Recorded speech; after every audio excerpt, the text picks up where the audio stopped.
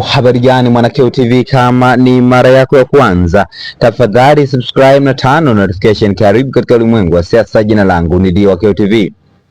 Makamu mwenyekiti wa Chama cha Demokrasia na Maendeleo Chadema John Heche kupitia mtandao wa Twitter amesema kwamba maendeleo yasiwe kisingizio cha kuua watu, kuteka watu na kutofuata sheria. John Heche ameandika waraka mrefu kidogo katika mtandao wa Twitter akisisitiza kwamba maendeleo kisiwe kisingizio cha kuua watu, kuwateka watu na kutofuata sheria. John Heche ameandika ujumbe ufuatao katika mtandao wa Twitter na nukuu: maendeleo yasiwe kisingizio cha kuua watu, kuteka watu, kutofuata sheria, kuua demokrasia, kuleta uchawa, kuua bunge la wananchi na kadhalika.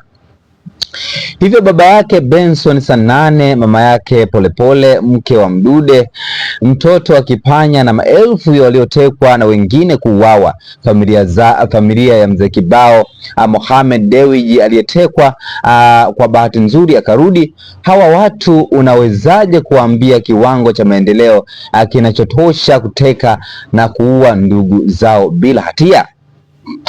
Hakuna maendeleo yanayoweza kulinganishwa na uhai wa mtu. Maendeleo ni kwa ajili ya binadamu, sio binadamu kwa ajili ya maendeleo. Watu wote wakifa, hakutakuwa na maji wala umeme wala barabara.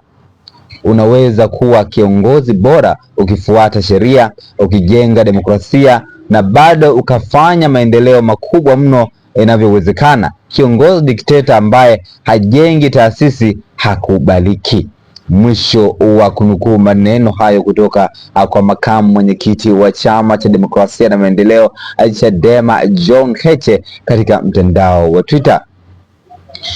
John Heche anaamini kwamba kiongozi ili awe bora lazima ahakikishe kwamba anakuwa anafuata misingi ya sheria na kukuza demokrasia na pia kuleta maendeleo katika jamii. Una maoni gani kwa hichi ambacho ameandika John Heche katika mtandao wa Twitter? Tafadhali shusha maoni yako katika sehemu ya comment section.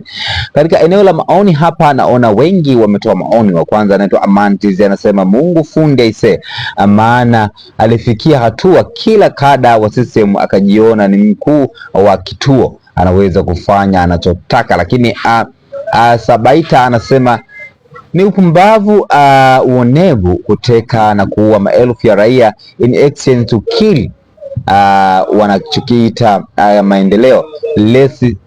Let's be poor but free. Uhuru wetu wa damu zetu ni wa thamani kuliko chochote kile, ameandika Free Tanganyika. Lakini Sadika anasema tatizo sio mwanasheria na tatizo sina mwanasheria na sina pesa. Hayo ni baadhi ya maoni ambayo yametoka katika chapisho la makamu mwenyekiti wa Chama cha Demokrasia na Maendeleo Chadema John Heche. Jina langu Dio KOTV, tunakutujua katika masuala ya kisiasa. Bye.